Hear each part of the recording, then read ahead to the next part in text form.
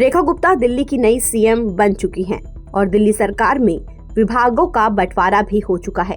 ऐसे में अब लोगों के मन में सवाल उठ रहा है कि आखिर दिल्ली की नई नवेली मुख्यमंत्री रेखा गुप्ता कहां रहेंगी। इस पर मंथन शुरू हो चुका है। हालांकि सीएम आवास कहां होगा फिलहाल ये तय नहीं हो पाया है। बता दें कि सीएम बनते ही रेखा गुप्ता ने कह दिया था कि वो पूर्व सीएम अरविंद केजरीवाल के बनाए शीश महल में नहीं रहेंगी। उनके इस फैसले के बाद उनके आवास के लिए नए बंगले की तलाश जोर शोर से चल रही है।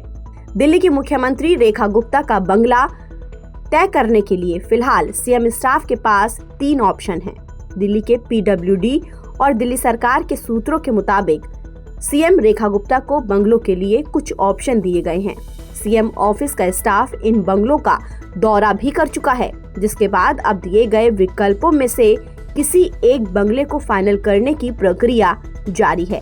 बताया जा रहा है कि अगले 1-2 दिन में दिल्ली सीएम के लिए बंगला फाइनल किया जा सकता है और इसके साथ ही ये भी साफ हो जाएगा कि दिल्ली की नई सीएम का बंगला कहां होगा। मिली जानकारी के मुताबिक दिल्ली के लोक निर्माण विभाग ने सीएम स्टाफ को जो ऑप्शन दिए हैं उनमें से कुछ बंगले सिविल लाइंस इलाके के हैं तो वहीं कुछ लुटियंस दिल्ली के हैं।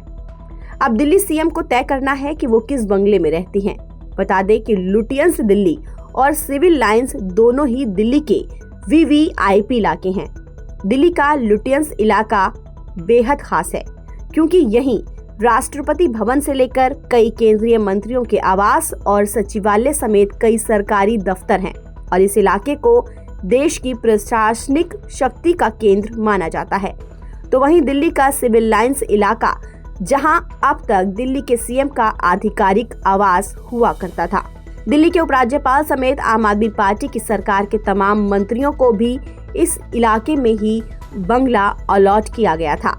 अब सरकार बदल चुकी है और दिल्ली की सत्ता बीजेपी के हाथों में है, तो अब सारे फैसले बीजेपी सोच समझकर ले रही है। ऐसा इसलिए क्योंकि दिल्ली का शीश महल चुनाव के दौरान एक बड़ा मुद्दा रहा। बीजेपी ने लगातार शीश महल के मुद्दे को लेकर आम आदमी पार्टी और अरविंद केजरीवाल को कटघरे में खड़ा किया। अब ऐसे में सवाल ये भी उठता है कि क्या वाकई बीजेपी शीश महल को म्यूजियम बनाना चाहती है, क्योंकि लोग जितनी बार भी इसे देखेंगे उनके मन में आम आदमी पार्टी और अरविंद केजरीवाल की वही इमेज बनेगी जो बीजेपी ने चुनावों में दिखाने की कोशिश की थी। ताज़ा अपडेट के लिए आप बने रहिए एनबीटी ऑनलाइन के साथ।